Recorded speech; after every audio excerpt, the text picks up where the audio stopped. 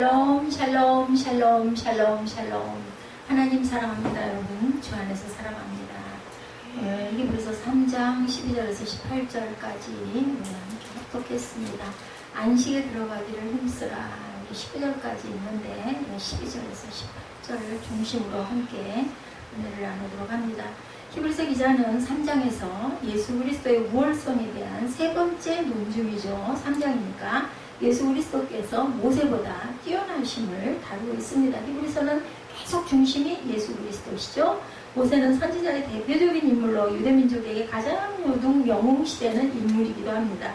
이런 모세보다도 훨씬 우월하신 예수 그리스도를 섬겨야 함을 히브리서 기자는 구약의 여러 가지 신뢰를 들어서 설명하고 있습니다. 첫 번째, 모본을 보이신 그리스도다. 1절에 보면 그렇게 나오죠. 우리 1절 한번 읽어볼까요? 그러므로 함께 하늘의 부르심을 받은 거룩한 형제들아, 우리가 믿는 도리의 사도이시며 대제사장이신 예수를 깊이 생각하라. 예수를 깊이 생각하라. 히브리서 기자는 하늘의 부르심을 입은 거룩한 형제들을 부르면서 우리의 믿는 도리의 사도고 대제사장이신 예수를 너희들은 깊이 생각해라, 이렇게 말씀합니다. 여기서 예수를 사도라고 자칭한 것은 예수 그리스도께서 스스로를 가리켜 자신은 아버지로부터 세상에 보냄을 받은 자라고 언급하셨기 때문이죠. 요한복음 3장 17절에서 34절에 증거하고 있습니다. 우리는 예수 그리스도를 사도라 부를 때 그분이 하나님의 모든 권한을 부여받고 이 세상에 오신 분임을 인정하는 건데, 이러한 예수님을 우리는 깊이 생각해야 된다. 1절에서 그렇게 말씀하죠. 우리는 그분을 우리 사고의 중심에 두고 모든 판단의 근원으로, 근거로 삼아야 한다라는 겁니다. 영광의 나라로 부르심을 입은 자들이라고 데살로니가 전서 2장 12절에 이는 너희를 부르사 자기 나라와 영광에 이르게 하시는 하나님께 합당히 행하게 하려 함이라 라고 증거합니다. 길과 진리가 되시는 예수라고 그러죠. 요한복음 14장 6절에 보면은 나타나 있습니다. 예수께서 이르시되 내가 곧 길이요 진리요 생명이니 나로 말미암지 않고는 아버지께로 올 자가 없느니라. 우리가 잘 아는 말씀입니다. 세우신 분에게 충성스러운 그리스도입니다. 하나님께 충성하는 그리스도죠. 히브리서 기자는 그리스도께서 자기를 세우신 하나님에게 충성하기를 모세가 하나님을 온 집에서 한 것과 같다. 하나님의 온 집에서 온 모세와 같다라고 2절에 우리 이렇게 증거되어 있습니다. 2절 볼까요? 그런 자기를 세우신 이에게 신실하기를 모세가 하나님의 온 집에서 한 것과 같이 하셨다라고 합니다. 믿는 도리를 굳게 잡으라는 거죠. 3절에도 그는 모세보다 더욱 영광을 받을 만한 것이 마치 집 지은 자가 그 집보다 더욱 존귀함 같다, 이렇게 얘기합니다. 집을 지은 것이 어떻다고요? 예, 집 지은 자가 집보다 더 중요해. 당연하죠. 집보다 사람이 더 중요한 건 뭐 두말할 여지가 없는 그런 이야기인데, 어쨌든 집 지은 사람보다도 사람이 더 중요하다. 집보다도 집 지은 사람이 더 중요하다. 하나님께서는 각 사람의 능력만큼 일을 맡기십니다. 그러나 충성의 정도가 능력에 따라서 또한 좌우되는 것도 또한 아닙니다. 충성스러운 사실은 주어진 임무를 감당하는 사람이고, 좋은 군사는 지휘관의 명령을 잘 따르는 사람입니다. 근데 제가 보면은 능력이 좋은 사람들은 그렇게 아주 열심히 충성하지 않아요. 자기 능력을 믿고 적당히 해도 그 정도가 되니까 이런 부분이 좀 안타까운 부분입니다. 오히려 조금 모자르고 미흡한 사람들이 아주 충성을 하죠. 하나님께서 필요로 하시는 사람들은 좋은 가문의 사람이냐, 지식이 많은 사람이냐, 특별한 능력을 소유하는 사람이냐가 아니라 충성스러운 사심과 좋은 군사다, 이렇게 증거합니다. 선지자로 세움을 받을 것을 예언된 예수라고 하죠. 사도행전 3장 22절입니다. 모세가 말하되 주 하나님이 너희를 위하여 너희 형제 가운데 나 같은 선지자 하나를 세울 것이니 너희가 무엇이든지 그의 모든 말을 들을 것이라 라고 얘기합니다. 순종함으로 하나님을 대신한 예수라고 히브리서 5장 8절에 그가 아들이시면서도 받으신 고난을 순종함을 배워서 온전하게 되셨음, 즉 자기에게 순종하는 모든 자에게 영원한 구원의 근원이 되셨다라고 증거되어 있습니다. 그리고 또한 더욱 영광 받으실 그리스도라고 3절에 증거되죠. 모세보다 더욱 영광을 받을 만한 것이 마치 집 지은 자가 그 집보다 더욱 존귀한 같다. 예수 그리스도와 모세가 똑같이 충성하였다 할지라도 그들이 받은 영광은 어때요? 동일한 것이 아니죠. 왜냐하면 모세와 예수 그리스도는 본질상 다른 존재이기 때문에, 모세는 사람이고 예수 그리스도는 하나님의 아들이신 신성을 갖고 있죠. 모세는 피조물이고 예수 그리스도는 창조주이시기 때문이다. 4절에도 증거됩니다. 집마다 지은 이가 있으니 만물을 지으신 이는 하나님이시라. 이분이 바로 하나님이신 거죠. 예수 그리스도가 성자 하나님. 그리스도께서는 하나님의 집을 새롭게 만드시고 굳건하게 세우셨어요. 이러한 예수 그리스도의 충성으로 인해서 하나님께서는 그를 영화롭게 하시고자 작정하셔서 예수의 이름을 만유 위에 뛰어나게 해주셨다. 우주의 통치자로 세우시죠. 주님은 교회를 세우신 분입니다. 마태복음 16장 18절이죠. 또 내가 네게 이르노니 너는 베드로라. 내가 이 반석 위에 내 교회를 세우리라. 음부의 권세가 이기지 못하리라. 베드로라는 헬라어 원어의 뜻은 돌, 반석이라는 뜻을 갖고 있죠. 종기로 관쓰신 예수, 히브리서 2장 9절. 오직 우리가 천사들보다 잠시 동안 못하게 하심을 입은 자 곧 죽음의 고난받으심으로 말미암아 영광과 종기로 관을 쓰신 예수를 보니 이를 행하심은 하나님의 은혜로 말미암아 모든 사람을 위하여 죽음을 맛보려 하심이라. 이렇게 말씀합니다. 멸망의 길로 다름박질하지 말라고 말하죠. 4절에 집마다 지은 이가 있으니 만물을 지으신 이는 하나님이시라. 또한 모세는 장래에 말할 것을 증언하기 위하여 하나님의 온 집에서 종으로 신실하였고 그리스도는 하나님의 집을 맡은 아들로서 이와 같이 하셨으니 우리가 소망의 확실한 자랑을 끝까지 굳게 잡고 있으면 우리는 그의 집이라. 우리는 성전이라는 이야기죠. 바울이 파악했듯이 인간은 나약하고 미천한 질그릇에 불과합니다. 이 같은 올바른 파악이 전제되어야만 인간이 하나님 앞에 설 수가 있다고 그러죠. 우리는 질그릇과 같은 인물이죠. 만물이 창조자인데 에베소서 3장 9절에 영원부터 만물을 창조하신 하나님 속에 감추어졌던 비밀의 경륜이 어떤 것을 드러나게 하려 하심이라고 증거합니다. 만물을 붙드신 분이라고 히브리서 1장 3절에 이는 하나님의 영광의 광채시오 그 본체의 형상이시라. 그의 능력의 말씀으로 만물을 붙드시며 죄를 정결하게 하는 일을 하시고 높은 곳에 계신 지극히 크신 이의 우편에 앉으셨느니라. 그리스도의 충성에 대해서 또한 말씀합니다. 6절에 보니까 그리스도는 하나님의 집을 맡은 아들로 그와 같이 하셨으니 우리가 소망의 확실한 자랑을 끝까지 굳게 잡고 있으면 우리는 그의 집이라. 집 맡은 아들로 충성했어요. 그리스도는 그죠? 예, 그렇게 성전이 되십니다. 이스라엘 역사에서 모세가 차지하고 있는 중요성은 확고한 것이었죠. 모세는 하나님께서 맡겨주신 일에 끝까지 충성, 그리스도도 하나님께서 맡겨주신 일에 죽음을 불사하고 충성한 일꾼들의 전형. 모세가 하나님의 집에 일꾼이 된 것과는 달리 그리스도는 그의 집을 맡은 아들, 즉 그 집의 주인이었다라는 겁니다. 우리의 구주신 그리스도는 우리의 소망과 자랑이 되셨어요. 만물이 바로 하나님의 집이다. 히브리서 3장 4절입니다. 집마다 지은 이가 있으니 만물을 지으신 이는 하나님이시라. 만물의 아들 손에 주신 하나님. 요한복음 3장 35절에도 증거합니다. 아버지께서 아들을 사랑하사 만물을 다 그의 손에 주셨으니 아들을 믿는 자에게는 영생이 있고 아들에게 순종하지 아니하는 자는 영생을 보지 못하고 도리어 하나님의 진노가 그 위에 머물러 있느니라. 이렇게 증거되어 있습니다. 그리고 우리는 악을 멀리해야 되겠죠. 8절에 보니 광야에서 시험하던 날에 거역 같은 거 하는 것 같은 너의 마음을 완고하게 하지 말라. 거기서 너의 열조가 나를 시험하여 증오만 하고 40년 동안 나의 행사를 보았느니라. 그러므로 내가 이 세대에게 노하여 이르기를 그들이 항상 마음이 미혹되어 내 길을 알지 못하는도다 하였고 내가 노하여 맹세한 바 같이 그들은 내 안식에 들어오지 못하리라 하였느니라. 이렇게 완고하게 마음을 완악하게 먹으면은 절대로 어디에 들어오지 못한다? 안식에 들어오지 못한다. 안식처럼 좋은 건 없습니다. 샬롬의 축복처럼 좋은 건 없죠. 하나님은 그들을 불과 재앙으로 치시고 40년 동안 광야를 유리하다가 소멸되도록 1세대 다 죽었잖아요. 여호수아와 갈렙만 남기고 하나님은 인자와 자비가 풍성하시지만 끝까지 하나님을 만일히 여기고 멸시하는 자들은 결국은 멸망을 당한다. 뭐 이 정도 했는데 아무렇지도 않은데 더나 잘 사네 이런 얘기하면 안 된다는 거죠. 하나님을 경록했어요. 3장 16절이죠. 듣고 경록하시게 하던 자가 누구냐? 모세를 따라 애굽에서 나온 모든 사람이 아니 다 죽었어요. 그죠? 큰 이적을 보고도 시험해요. 민수기 14장 22절에 내 영광과 애국과 광야에서 행한 내 이적을 보고서도 이같이 10번이나 나를 시험하고 내 목소리를 청종하지 아니한 그 사람들을 내가 그의 조상들에게 맹세한 땅을 결단코 보지 못할 것이요 또 나를 멸시하는 사람은 한 사람도 그것을 보지 못하리라. 이렇게 강조합니다. 그래서 우리는 진리에 합당하게 살아야 된다.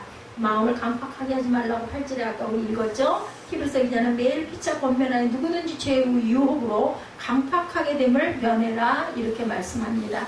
강팍하다는 것은 뭐예요? 교만하다는 뜻, 고집이 세다는 뜻, 남을 전혀 무시한다는 뜻을 내포하고 있습니다.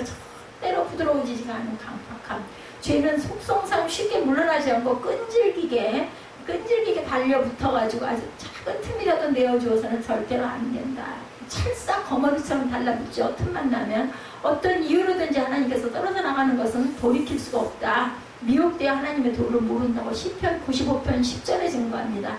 내가 40년 동안 그 세대로 말미암아 근심하여 이르기를 그들은 마음이 미혹된 백성이라 내 길을 알지 못한다 하였도다. 하나님에 대한 무지한 자라고 에레미야 4장 22절에 내 백성은 나를 알지 못하는 어리석은 자여 지각이 없는 미련한 자식이라. 악을 행하기에는 지각이 있으나 선을 행하기에는 무지하더라. 악은 지각이 있어 잘 행하는데 선을 행하기에는 무지하다. 못한다는 거죠. 확실한 것은 너희는 끝까지 잡고 가라고 말씀합니다. 사람은 누구나 자신의 삶의 방향이 어디를 향하고 가고 있는지에 따라서 인생의 내용이 달라져요. 그 선택은 본인이 하는 거죠. 세상을 향한 사람은 세속을 쫓게 되고 돈을 향한 사람은 돈의 노예가 되고 주를 향한 사람은 거룩한 생활을 추구하게 됩니다. 이것도 선택이죠. 따라서 우리 성도들은 우리의 삶의 방향을 어디로 주께로 향하도록 합당한 생활을 해야 되겠다. 현재 상황이 암담하고 갈 길이 아무리 험난하고 믿음의 용기와 담대함으로 그렇다 하더라도 전진하는 것이 하나님의 백성들에게 요구되는 태도고 승리의 비결이다. 그래서 사람에게 아주 아무리 지혜롭다 해도 하나님의 미련함만 못하다 이렇게 말씀하죠. 확신의 끝까지 구할 때 그리스도와 함께 참여한 자가 될 수 있다. 소망을 끝까지 견고히 잡자 6절이죠. 그리스도는 하나님의 집을 맡은 아들로 그와 같이 하셨으니 우리가 소망의 확신과 자랑을 끝까지 굳게 잡고 있으면 우리는 그의 집이라. 믿는 돌의 소망을 굳게 잡아야 되죠. 히브리서 10장 23절입니다. 또 약속하신 이는 믿으시니 우리가 믿는 도리의 소망을 움직이지 말며 굳게 잡아라. 믿고다라는 것은 신실하시다는 뜻이죠. 변함이 없다라는 뜻을 갖고 있습니다. 안식에 들어가지 못하는 자들에 대해서 18절에 증거합니다. 하나님이 누구에게 맹세하사 그의 안식에 들어오지 못하리라 하셨느냐? 곧 순종하지 아니하던 자들에게가 아니냐. 이러보건대 그들이 믿지 아니함으로 능히 들어가지 못하나. 안 믿어서 못 들어갔다는 거 쉬운 얘기로. 이처럼 오늘날에도 하나님께 범죄함으로 조상들의 전체를 밟지 말아야 한다고 권면하고 있습니다. 하나님의 안식에 들어가지 못하는 자는 하나님을 격동케 하고 그 말씀에 순종하지 않고 믿지 않는 자들이다. 18, 9절이었죠. 모든 죄와 불법이 불순종 때문이라면 이 불순종이야말로 성도로 하여금 하나님의 안식에 들어가지 못하게 하는 죄라는 것. 악한 사단 원수막이죠. 악한 세대에게 맹세합니다. 신명기 1장 34, 5절입니다. 야훼께서 너희의 말소리를 들으시고 놓아서 맹세하여 이르시되 이 악한 세대 사람들 중에는 내가 그들의 조상에게 주기로 맹세한 좋은 땅을 볼 자가 하나도 없으리라고 말씀합니다. 심판을 받죠. 요한복음 3장 18절입니다. 그를 믿는 자는 심판을 받지 아니하는 것이요 믿지 아니하는 자는 하나님의 독생자 이름을 믿지 아니함으로 벌써 심판을 받은 것입니다. 라고 증거되어 있습니다. 아주 쉬워요. 하나님이 세상을 이처럼 사랑하사 독생자를 주셨으니 누구든지 그를 믿는 자마다 멸망치 않고 영생을 얻는데 만약에 믿지 않는 자는 벌써 심판을 받은 것이다. 18절에 이어져서 이렇게 말씀합니다. 우리는 유대인들이 그렇게도 흠모하고 존경했던 모세보다도 그리스도께서 더 우월하다는 것을 오늘 본문에서 알게 되었어요. 이러한 지식을 바탕으로 우리는 모든 삶을 통해서 모세보다 우월하신 그리스도의 권위와 주권을 인정하고 우리의 마음과 태도를 절대로 강팍하게 하지 말고 믿음을 점점 키워나가야 되겠죠. 예수께서 뭐라고 말씀하세요? 수고하고 무거운 짐진 자들아 다 내게로 오라 내가 너희를 쉬게 하리라. 이렇게 말씀합니다. 예수를 믿고 난 후에 처음 예수 믿는 사람들에게 물어봅니다. 달라진 게 뭐가 있으십니까? 라고 물어보면 공통되는 답변이 마음의 편안함, 평강을 가졌다라는 대답들을 해요. 은혜를 받은 사람들은 예수님이 주시는 쉼이 찾아온 거죠. 항상 두렵고 불안하던 마음이 예수를 믿고 나니까 뭔지는 모르겠는데 마음이 편하다. 뭐인가 우리가 힘든 짐을 갖다가 맡기고 나면 어때요? 편하잖아요. 그죠? 어디 갈 때 누군가가 불끈 들어주면 어때요? 그냥 몸이 금방 자유로워집니다. 여러분의 삶 속에 늘 안식이 넘쳐나고 있는 거 아닌가? 이것을 우리가 항상 바라볼 줄 알아야 됩니다. 그걸로 우리의 믿음의 척도를 삼을 수 있어야 합니다. 예수 믿으면서도 쉼을 누리지 못하고 지쳐 있다면 수고하고 무거운 짐을 우리가 짊어지고 가고 있다는 것을 생각해야 됩니다. 집안일에, 회사일에, 공부에 지쳐 있는데 교회 나오니까 교회 일까지 안겨주어서 너무너무 힘이 들다는 사람들, 그렇다면 예수를 잘못 믿고 있는 사람들이다. 예수님은 수고하고 무거운 짐진 자들을 쉬게 해주신다고 약속을 하셨는데, 안식을 주신다고 했는데 안식이 없다면 예수님이 거짓말을 했든지 우리가 방법이 잘못됐든지 그 중에 하나죠. 오늘 읽은 말씀 바로 앞절 11절에 보면 내가 노하여 맹세한 바와 같이 그들은 내 안식에 들어오지 못하리라. 우리가 12절부터 읽었잖아요. 근데 11절에 내가 노하여 맹세한 바와 같이 그들은 내 안식에 들어오지 못하리라 하였다느니라. 이런 사람은 믿지 아니한 자들이라고 말하죠. 12절에 믿지 아니하는 악한 마음을 품고 살아계신 하나님께서 떨어질까 조심하라. 13절에도 죄의 유혹으로 완고하게 되지 않도록 해라. 15절에도 너희가 그의 음성을 듣거든 경노하시게 하던 것 같이 너희 마음을 완고하게 하지 말라. 18절에도 하나님이 누구에게 맹세하사 그의 안식에 들어오지 못하리라 하셨느냐? 믿음이 없는 자들이죠. 곧 순종하지 아니하던 자들에게가 아니냐라고 말씀합니다. 믿으면 우리가 순종을 하게 되잖아요. 누가 친구가 얘기할 때 그 말이 믿어지면 맞아 하고 맞장구를 치죠. 그걸 믿고 가는 것처럼 그래 나도 이제 그렇게 할 거야. 절대로 나 이렇게 안 할 거야. 그렇게 할 거야. 이렇게 얘기합니다. 순종하는 거죠. 한마디로 마음을 완고하게 먹고 하나님께 불신함과 불순종하는 사람들, 이런 사람들은 하나님의 안식에 들어가지 못하면 항상 전전, 궁금, 염려, 불안, 초조, 아무것도 그렇게 해서 도움이 되지도 않는데 그런 마음들이 들어옵니다. 완고한 것은 마음이 단단하게 굳은 상태에 완고하다라는 거죠. 너희 아빠 엄청 완고하시더라 하면은 너무나 뭐랄까 그냥 딱 정색이 돼서 굳어있다는 거. 그런 사람들 옆에 가는 거는 우리 굉장히 불편해요. 그죠? 마음이. 모세가 바로에게 찾아가 하나님의 말씀을 전해요. 그러나 바로는 마음이 완고하여 거절하고 모세를 쫓아버립니다. 이스라엘 백성들이 광야를 지날 때 물이 없었어요. 그래서 백성들은 모세를 원망하죠. 애굽에서 편안하게 잘 지내는데 공연히 불러내가지고 가나안 땅으로 인도한다고 하는데 우리가 지금 마실 물이 없어서 광야에서 우리를 죽이려고 하느냐 하고 막 그죠 소리 지릅니다. 그 많은 인원들이 그 소리를 지르니 모세가 살았겠어 잡아 뜯어 죽였을 것 같아요. 그 많은 그 인원들이 몇백만 명이 그렇게 몰려서 가고 있는데 모세가 지휘를 혼자 아로나가 앞서서 가고 있는데 물이 없어서 목이 말라 죽겠어. 20-30명만이라도 엄청 시끄러울 텐데 그 많은 인원들이 목 말라 죽는다고 소리를 쳤으면은 성경에 기록되어 있는 것이니까는 모세가 죽지 않고 끝까지 가긴 갔지만 광야를 지나갔지만 이거 죽이지 한 사람이 한 군데씩만 자꾸 잡아 뜯어도 뜯어 죽이지 살려놨겠느냐고요. 그래서 그곳 이름을 다투었다 해서 무리바, 잡아 뜯었다 해서 무리바라고 하지 않았을까. 완고한 마음으로 변하니까 결국은 어떻게 돼요? 불순종해요. 불순종 안 해요. 안 따라가요. 그냥 난리가 났어요. 그죠? 하나님을 의심하게 되죠. 원망하고 다투게 됩니다. 모세가 기도할 때마다 하나님이 안 들어주셨으면 뼈도 못 죽였어. 한마디로 얘기해서. 하나님이 자꾸 기적을 일으키니까 또 그래도 그렇게 되네 하고 또 믿고 또 가고 했던 거죠. 오늘날에도 완고한 마음을 가지는 사람들 많죠. 단단하게 굳은 마음으로 살아가니까 부딪히고 다투고 원망하고 하나님께 불순종하게 되고 사람들과 자꾸 부딪히고 공산주의자들의 마음이 완고하죠. 그러나 트집을 잡고 대포도 마구 쏩니다. 이번에도 쐈다는 실험으로 보니까 신문에 나 있더라고요. 사람 죽고 다치고 큰 피해를 내었어도 잘못했다고 한다고 문재인 정치를 그렇게 싫어한다면서요. 비방하고 오히려 너희가 원인 제공을 했기 때문이다 라고 큰 소리를 합니다. 우리 사회 안에도 다투기를 좋아하는 사람들이 많아요.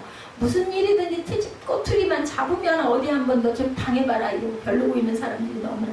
이런 사람들은 대개가 보면 심성이 착한 사람들은 아니야. 악한 사람들이고 뭔가가 하나가 꼬부라져 있는 게 안에 들어있는 사람들이죠. 이런 사람들의 특징이 마음이 완고한 사람들이다. 교회 안에도 완고한 마음을 가진 사람들이 있습니다. 마음이 단단하게 굳어 있어요. 이런 사람의 특징은 아무하고나 자주 다치고 갔다가 누구든지 뭔가 안 좋은 거 하면 절대로 그대로 안 넘어가고 그걸 가지고 막 쥐어뜯죠. 미워하고 자기가 아주 잘난 척 강한 척을 많이 합니다. 가시가 돋친 말을 서슴없이 합니다. 얼굴이 굳어 있어서 무섭죠. 이렇게 마음이 단단하게 굳은 사람을 가까이 하면 위험해요. 다쳐. 그죠? 그러니까는 피하는 게 이게 상책입니다. 예수님도 그러셨잖아요. 발에 먼지도 털어버리고, 권하다가 안 되겠다 하면 발에 먼지까지 에이 하고 털어버리고, 뒤도 돌아보지 말고 가라는 거죠. 뒤돌아봤다가는 뭐가 돼요? 소금기둥이 되니까 절대로 돌아보면 살려면 무조건 걸음마 날 살려라 하고는 그냥 발에 먼지 탁 털고 얼른 돌아서서 가버려요. 같이 부딪히면 절대 안 돼. 이처럼 완고한 사람은 안식에 들어오지 못한다. 그 사람이 어떻게 안식에 들어오겠어요? 남을 상처를 입히고도 모르니까 또 상처 입히고 상처를 입히지. 우리 같으면 상처 입히고 나면 마음이 불편해가지고 몇 날 며칠 가지 않아요? 안 풀려요? 계속 생각이 나가지고 아주 진짜 죽겠어. 오늘은 하루 종일 아침 내내 수영을 하면서도 그러고 속도가 안 나더라고요. 아, 저 김치냉장고 저걸 어떻게 하면 좋을까? 저 방에 들어갈까 안 들어갈까. 밑에는 서랍이라 당연히 열릴 것 같긴 한데 위에도 공간이 넓으니까 될 것 같기는 한데, 이게 보니까는 180cm가 딱 보니까 지금 저 큰 냉장고에서 10cm가 앞으로 더 나와야 되거든요. 뒤에 그 폭이 10cm가 더 나오고 나면 정말로 여유가 없는 거야. 아, 이거를 저 방을 조금 밀면 될 텐데 앞으로 벽을 좀 어떻게 밀 수는 없을까 하고 딱 보니까 또 저기 에어컨이 딱 붙어 있잖아요. 저건 어떻게 할 수가 없는 거예요. 저기 가려지면은 어떻게 바람이 나오겠냐고, 여름에 더울 때. 하여튼 계속 생각이, 뭘 하든 어디를 걸어가든 뭘 하든 그 생각만 나. 결론은 이제 내일 나겠죠. 도저히 안 된다 그러면 여기다 놓는데, 그러면 여기다 놓을 때 가로로 저렇게 놓지 말고 돌려가지고 옆에 폭이 조금 이렇게 있게 몸을 돌려놓으면 조금 좀 환해 보일까? 그럼 저 의자 하나를 저걸 치우면 될까? 그러면 밑에는 어떻게 하나? 서랍 열 때는 하여튼 별의별 생각이 다 나는 거죠. 저 머리를 얼마나 하나님 지혜를 주셔가지고 저 책상을 버리자고 그러는 걸 제가 저 안에다 끼워넣자 그래가지고 저렇게 만들면 또 얼마나 기뻤는지 몰라요. 진짜 하나님은 참 생각지도 않았는데 절대로 버리면 안 될 것 같은 거야. 근데 튀어나와서 도저히 안 돼. 잡아 빼니까 그 들어갈 공간을 저쪽을 남겨놓고 나니까. 그래가지고 안에다 집어넣자 그래가지고 넣었더니 오히려 그 자리 사람들이 즐겨할 것 같다. 책상도 넓고 편하니까. 의자는 밀면 되니까. 계속 그 생각이 해결이 날 때까지. 그죠? 어떻게든 해결이 나겠죠.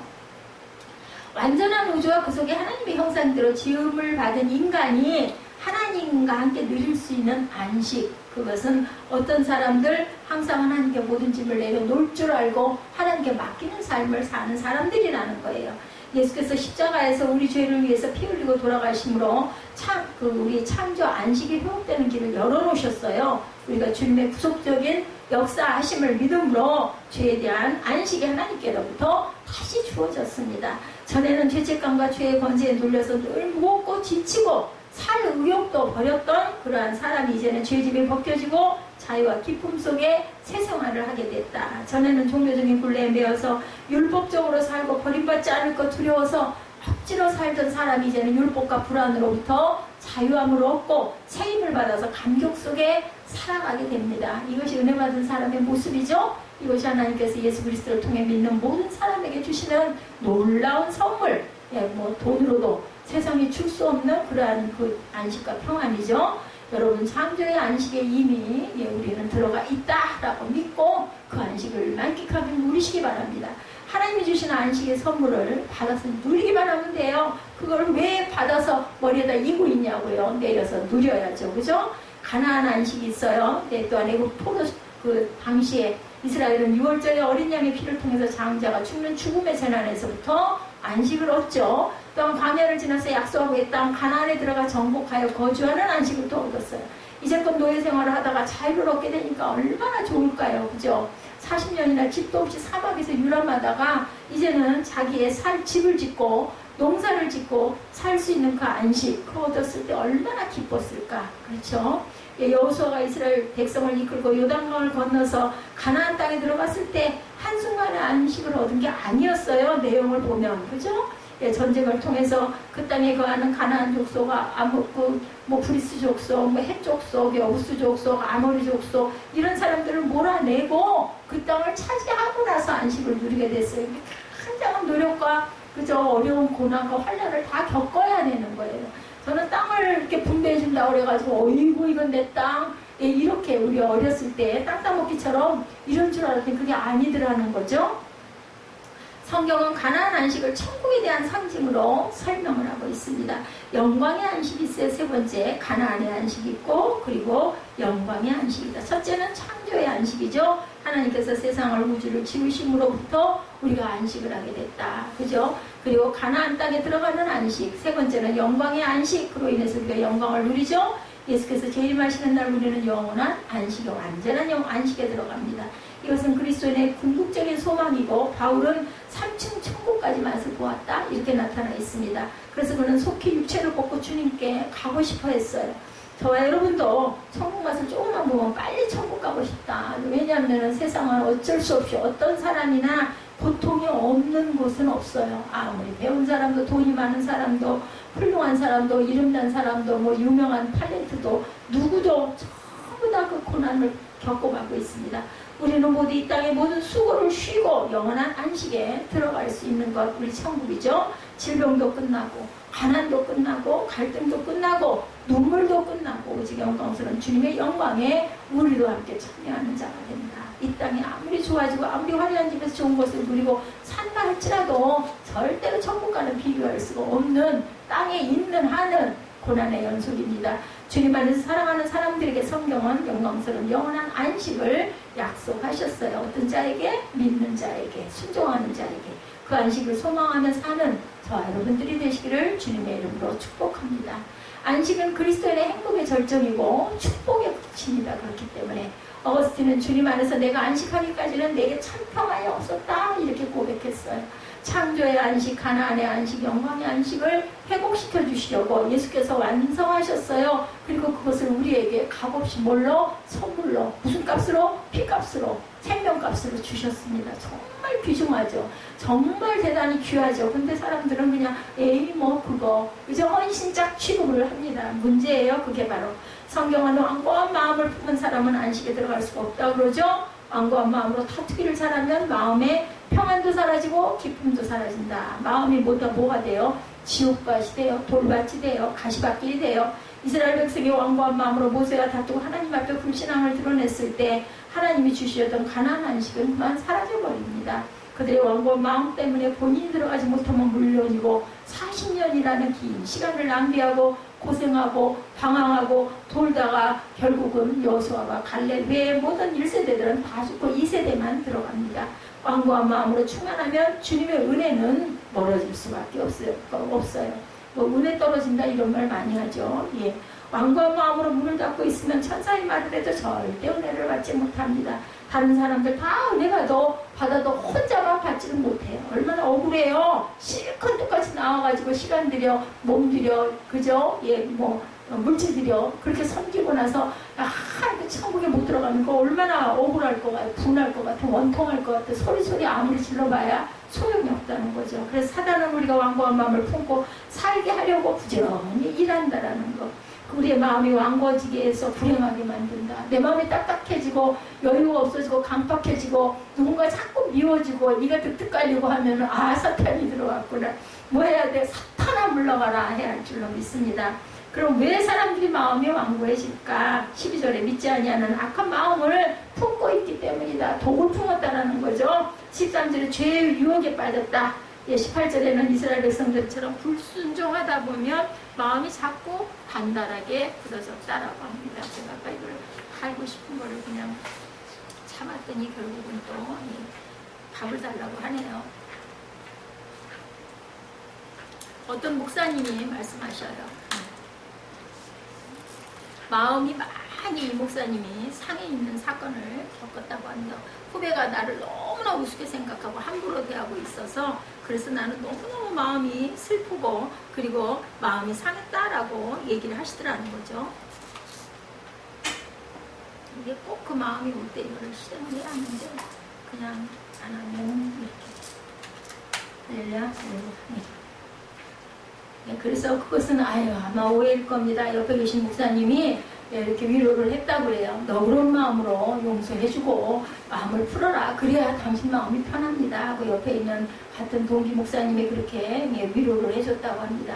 마음이 평안이 사라지고 괴로워하면 결국은 병 걸려 이렇게 얘기했다고 그래요. 마음밭을 갈아엎어야 된다. 부드럽게 기경해야 되겠죠? 성경은 뭐라고 말해요? 온유한 자는 복이 있나니 저희가 뭘 차지해요? 땅을 차지할 것이다 라고 말합니다. 그건 하늘나라를 일컫는 말이죠. 마음을 온유하고 부드럽게 해야 된다. 농사를 지어보면 땅이 부드러워야 농사가 잘 된다고 그래요. 그래서 갈아엎죠. 단단한 땅에 그냥 씨를 뿌리면 절대로 싹을 트고 나오지 못합니다. 단단한 땅을 살이나 쟁기로 호미로 뒤집어서 부드러운 흙이 나오도록 해가지고 잘 골라가지고 거기다가 씨를 뿌리고 물을 줘야 되죠. 우리 마음도 그렇게 갈아엎어야 되겠다. 사람들에게 상처를 받아서 단단해진 마음을 부드럽게 만들고 가야 한다는 거죠. 죄를 지으면 살다가 굳어진 마음으로 회개함으로 부드럽게 만들어야 하고, 불신앙과 불순종의 습관으로 고집스럽게 굳어진 마음을 회개하고 새롭게 해서 은혜를 받아야 하고, 온유한 마음으로 변화시켜 달라고 우리가 간절히 기도할 때 성령께서는 응답하시죠. 항상 미국 한 도시의 빌딩에 여러 명의 의사가 함께 개업을 하고 있는데 유대인 의사가 다수를 차지하고 있었다고 그래요. 그래서 비유대인들, 유대인이 아닌 의사들은 그곳에 오래 있지를 못한다고 합니다. 그러나 한국계 여의사 한 분은 자신을 괴롭히는 유대인 의사들의 행동에 전혀 개의치 않고 자신의 일에만 아주 열정을 부리고 충실했던 그런 여자 의사가 있었다고 그래요.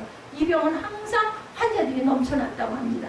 수많은 환자가 그 여의사에게 치료받기 위해서 몇 개월씩 기다리다 성공한 사람이죠. 그녀는 환자들을 위해서 항상 엑스트라 마일을 더 간다고 그래요. 어디까지든지 오라고 가기도 한다고. 치료를 다 해주고 나서 환자가 몰랐던 문제까지 찾아내 덤으로 해결해주는 일까지 했다는 거죠.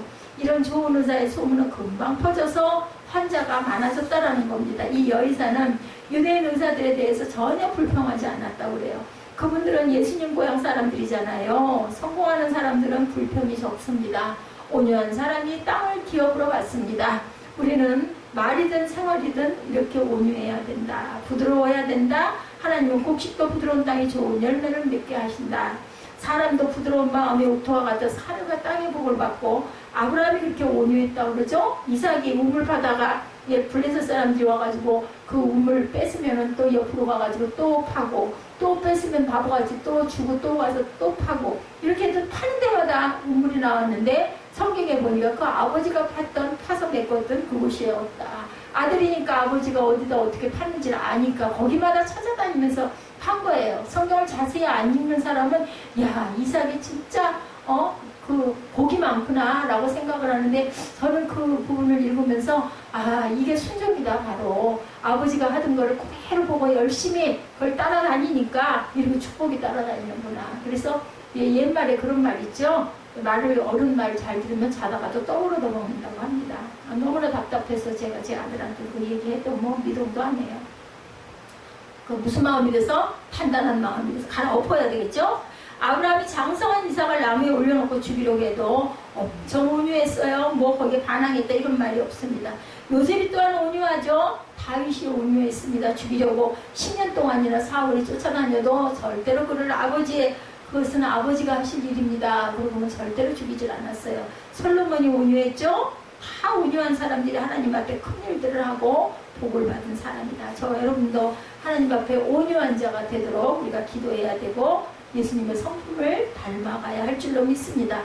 가정이 온유하고 마음이 온유해지면 가정이 온유하고 삶이 온유할 때 천대 만대의 축복을 주신다고 말씀합니다.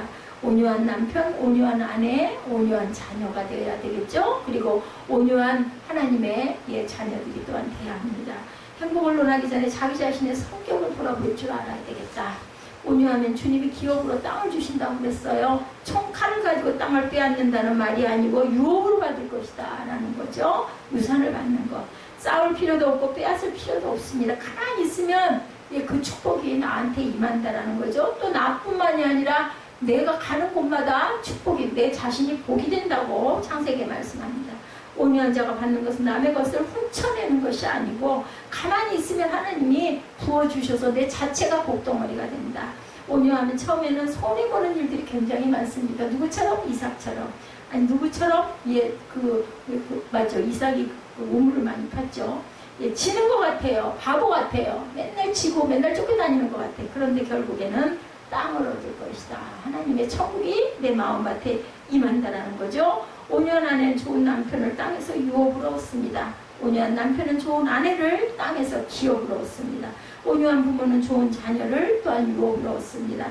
가족이 온유하면 그 가정에는 행복을 유업으로 소유하게 됩니다. 기쁨과 만족을 유산으로 소유하게 되죠. 심령의 자유를 유산으로 소유하게 됩니다. 저 여러분을 비난하고 헐뜯는 이웃이 있을 때, 또한 그런 가족이 있을 때 온유해지면 그것에 축복이 하나님께서 반드시 돌려주신다는 거. 그 사람을 하나님의 땅에서 아주 복되게 해주신다는 거. 잠언 16장 32절입니다. 노하기를 더디하는 자는 용사보다 낫고 자기의 마음을 다스리는 자는 성을 빼앗는 자보다 나으리라. 그래서 그런 말씀 있죠. 마음 다스리기 가장 어렵다고 합니다. 누가 용사보다 강하다고요? 마음을 다스릴 줄 아는 온유한 자. 누가 성을 정복하는 군사보다 강하다고요? 성령의 통제를 받으면서 화를 낼 때와 내지 아니할 때를 분명히 알고 자기의 감정을 균형 있게 유지하는 사람이 강한 자라고 말씀하고 있습니다. 우리 모두가 온유한 자가 돼서 하나님이 주시는 땅을 소유하는 가장 멋진 아름다운 생을 누리시기를 주님의 이름으로 축복합니다.